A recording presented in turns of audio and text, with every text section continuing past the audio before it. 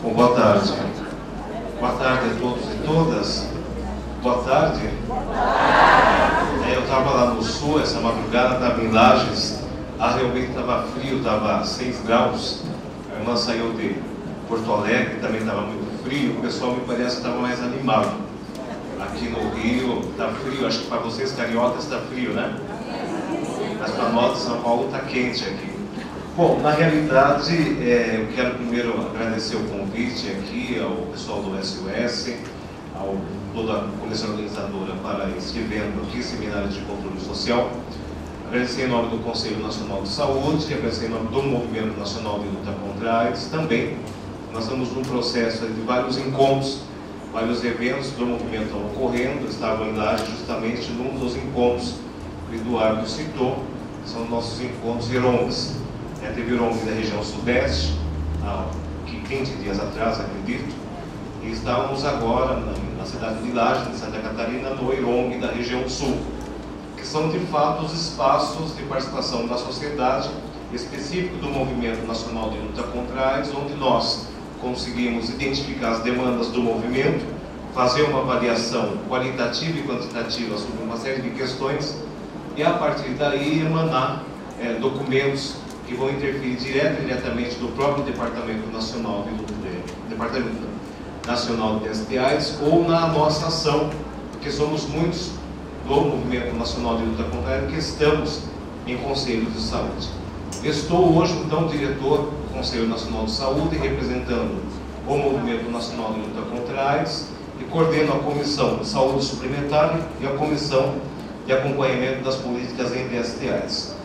Não trouxe nenhuma apresentação, justamente por ter saído de lá de madrugada, 2 horas, o pendrive acabou ficando no apartamento, mas uma série de questões que tratam de avanços e desafios para o controle social.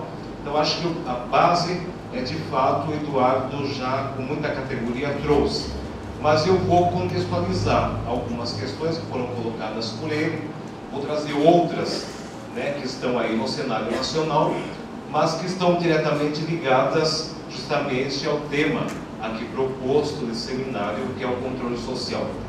Primeiro, acho que é fortalecer, ratificar essa introdução que o Eduardo fez sobre o controle social e que essa ideia de controle social aqui no Brasil, que é de fato a sociedade acompanhando, monitorando as políticas públicas, as políticas de Estado, e não o Estado vigiando a sociedade, é que faz com que muitos agentes, muitos observadores internacionais venham até o Brasil para entender como que um país com uma diversidade sociocultural tão grande e com problemas sociais significativos possam ter um avanço dessa natureza ao pensar e produzir políticas públicas. A ponto que agora, no mês de novembro, se não me falha a memória, posso estar equivocado, o Tribunal de Contas da União, em parceria com o governo da Inglaterra, o governo britânico, estarão realizando um seminário internacional de controle social aqui no Brasil, onde vários atores do mundo, de vários países, estarão aqui no Brasil justamente para troca de experiências. Da mesma forma que muitos de nós já saímos aqui do Brasil e estivemos em diversos países para mostrar a experiência do Brasil quando se trata da efetiva participação do cidadão na construção de políticas públicas. Nesse sentido, o grande avanço que a gente pode começar a considerar, então, para o controle social, ele se dá justamente no processo da reforma sanitária, que o Eduardo já apontou. Mas é importante destacar que no processo da reforma sanitária, lá em 1904, aqui no Rio de Janeiro, se não me falha a memória, teve um grande evento chamado Revolta das Vacinas, em 1904, que se destaca na história da saúde pública e na participação cidadã como um dos momentos extremamente importantes, onde a sociedade civil, que na realidade não era tão organizada, mas ela conseguiu apontar para os gestores, para as pessoas que pensavam e praticavam saúde, da forma como que a sociedade deveria ser abordada, deveria sofrer a intervenção. Isso por quê? Porque em 1904 teve a epidemia da varíola, Então houve um processo de imunização, mas um processo de imunização que foi até de maneira, digamos, no dia de hoje, de forma não consentida. Todos foram obrigados a se vacinar. E naquele momento, então, a sociedade se revoltou pela forma como isso estava acontecendo e conseguiu reverter a situação. A imunização, ela continuou, mas de uma maneira menos, digamos, menos agressiva, talvez seja isso. Mas, assim, então a gente consegue ter, então, posteriormente isso daí, no processo da reforma sanitária, a efetiva participação da sociedade civil com o movimento de mulheres, com o movimento de mulheres negras, com as associações Amigos de Bairro e sindicatos, que de fato conseguiram apontar para aquele conjunto de atores que estavam pensando na reforma sanitária o olhar da sociedade civil no tocante à saúde. Isto por quê? Porque até 1986, na realidade, com a 8ª Conferência Nacional de Saúde, somente os técnicos da área da saúde é que de fato participavam da construção de políticas públicas. Lembrando então que naquele período o Ministério da Saúde chamava Ministério da Saúde e da Educação. Então, por mais que o Conselho Nacional de Saúde ele tenha 70 anos, a esfera de controle social a qual eu estou aqui representando, ele existe há 70 anos. Ele foi instituído em 1937. Mas só participavam deste Conselho de Saúde médicos, sanitaristas. A sociedade civil ela não participava. Da 7ª Conferência Nacional de Saúde até a 8ª Conferência Nacional de Saúde, é que a gente pode considerar então um significativo avanço, onde sim, mais de 4.000 pessoas estiveram em Brasília em 86 e conseguiram então apontar no seu relatório final da 8ª Conferência o que de fato seria pensar em saúde, o que de fato seria pensar em promoção à saúde aqui no Brasil. Mas diferente do que ocorria anteriormente, a sociedade civil, então, com esses diversos atores, participou efetivamente deste processo democrático em plena ditadura. Mas, coincidentemente, com o processo da reforma constitucional, a reforma constituinte. Então, as pessoas mais velhas não, mas com mais experiência na vida, que estão aqui com mais de 40 anos, possivelmente, se não eram adolescentes, mas conseguiram ter conhecimento desse processo que ocorreu na reforma constituinte. É importante a gente salientar, então, que aí surge um outro avanço significativo, que foi justamente o relatório da 8ª Conferência Nacional de Saúde, aí produzido por toda a sociedade, que embasou vários artigos da Constituição brasileira. Mas é importante a gente salientar aqui, e aí considerar como um grande avanço, que antes da Constituição de 88, os brasileiros e brasileiras que não tinham carteira de trabalho registrada ou não tinham nenhum seguro de saúde ou plano de saúde, eram considerados indigentes. Eram considerados indigentes. Então, é um avanço significativo na Constituição brasileira, mas a partir de uma provocação realizada pela própria sociedade civil, e lá com seus representantes. Na participação cidadã ainda, eu acho que é importante a gente destacar, e aí para a gente colocar os desafios do controle social, é justamente a nossa dificuldade de entender a nossa mais importante lei, que é a Constituição. A gente acaba, às vezes, se prendendo a leis que regulamentam a Constituição, mas a gente não consegue decodificar ou decifrar ou dar esse duplo entendimento, a ponto do próprio Supremo Tribunal Federal ter um posicionamento muito preocupante há uns 2 anos atrás, no tocante à saúde. Mas se a gente quiser falar dos avanços para o controle social e dos desafios que estão aí pela frente, o primeiro avanço é a gente ter uma Constituição brasileira que já no seu artigo 1º, no seu parágrafo único, ele já garante, já ratifica a participação da sociedade civil, nas suas mais diversas formas. Então, se o artigo 1º ele fala que o Brasil é uma república federativa constituída pelos estados, pelo Distrito Federal e pelos municípios, aí a gente já pode considerar que, apesar deles serem independentes, mas eles são responsáveis pelo Estado. Então não tem como a gente pegar e desconsiderar que, na ausência de uma resposta por parte do município, o Estado não tenha que ser corresponsabilizado para a atenção à saúde, talvez, da população. E mesma coisa a União. É justamente esse entendimento que possibilita mais ou menos uma situação que foi colocada aí da cidade de um hospital. Lamentavelmente, hoje costuma-se ter um jogo de responsabilidades, quer dizer, um joga a responsabilidade pelo outro. Mas se a gente conseguir, de fato, ter o avanço da interpretação da Constituição e de suas leis regulamentadoras, em especial no campo da Seguridade Social, acredito que esse, de fato, é o desafio. Acredito que nós tenhamos, então, subsídios mais do que suficientes para ter uma política de saúde nos municípios, nos estados, e uma política nacional que venha, de fato, de encontro aos interesses dos brasileiros e brasileiras que pagam impostos 24 horas por dia e que defendem uma política de Estado e não uma política de governo.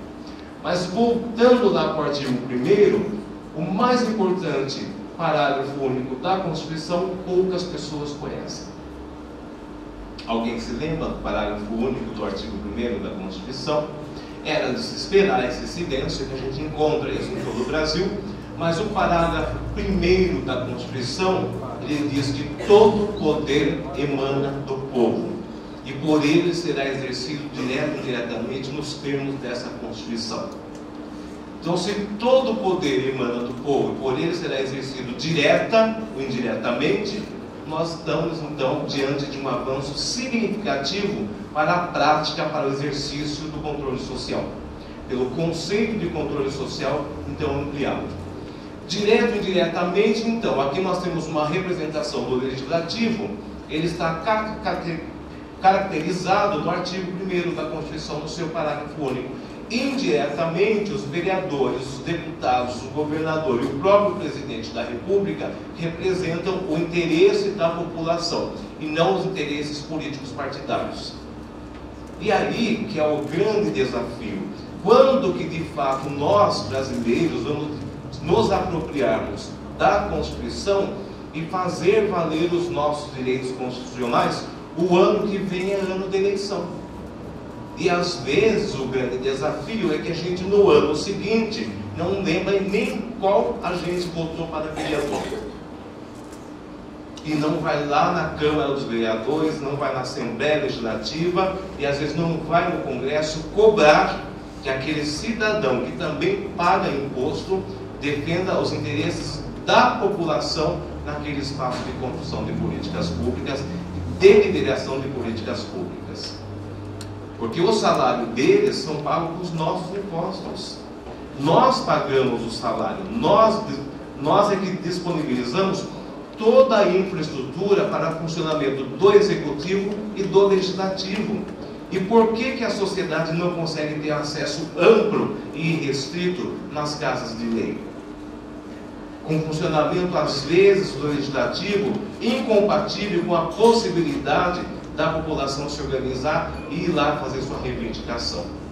Então, eu acho que o grande desafio do controle social no campo da saúde e fora do campo da saúde é justamente a gente poder termos a garantia de exercer a cidadania não quando a unha do meu pé está doendo, porque ser cidadão é uma tarefa cotidiana.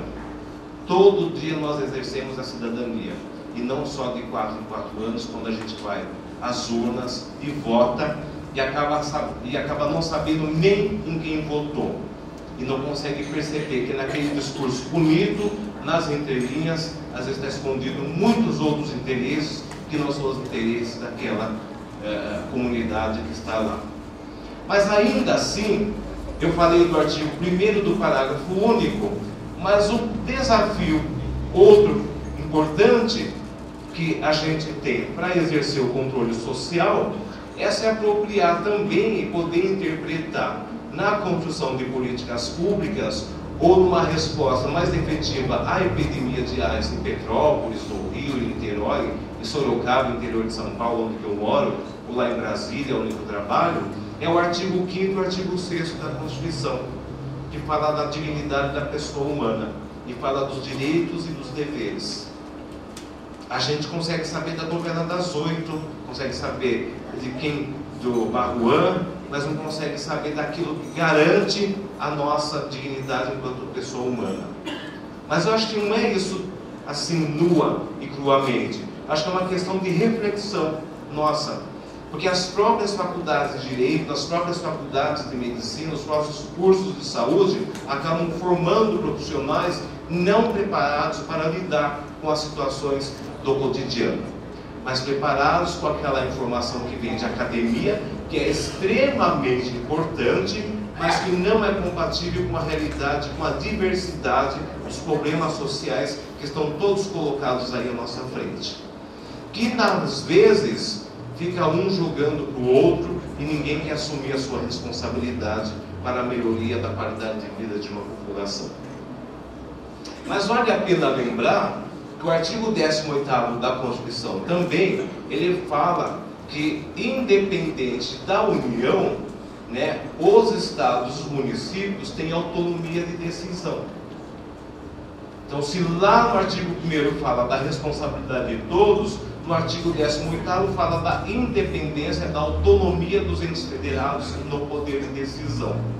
E aí que é importante, no controle social, os conselhos de saúde. Então, eu acho que não é levar lá no Conselho Nacional de Saúde para resolver uma situação de Petrópolis. O Conselho Nacional de Saúde ele pode até orientar, mas ele não tem poder de interferência no município. Porque o artigo 18º deixa muito claro isso daí, Mas ele pode orientar. O poder de decisão está aqui no município. Uma população sensibilizada, uma população capacitada, uma população qualificada que exerça cotidianamente a cidadania. Um grande avanço, está dando para entender? Um outro grande avanço na sociedade foi justamente materializar aquilo que ocorreu em 86, mas materializar de forma extremamente valiosa nessas 2 últimas décadas, que são as conferências de saúde. Então, se o artigo 1º falar que todo poder emana do povo, esse poder que emana do povo, além desta forma de representação, que são os parlamentares, existe a forma de consolidação de suas necessidades num espaço privilegiado de controle social, que são as conferências e os conselhos de saúde. As conferências de saúde ocorrem de 4 em 4 anos ou de 2 em 2 anos, mas são espaços ou todo ano, que todo município tem autonomia de chamar quantas conferências ele achar necessário, não precisa ficar esperando a conferência chamada pelo Conselho Nacional de Saúde, e aí a grande confusão se dá no âmbito da saúde por causa disso. Quando o Conselho Nacional de Saúde ele chamou a 13ª Conferência Nacional de Saúde, ocorreram as etapas estaduais e municipais da 13ª Conferência Nacional de Saúde, em que os 4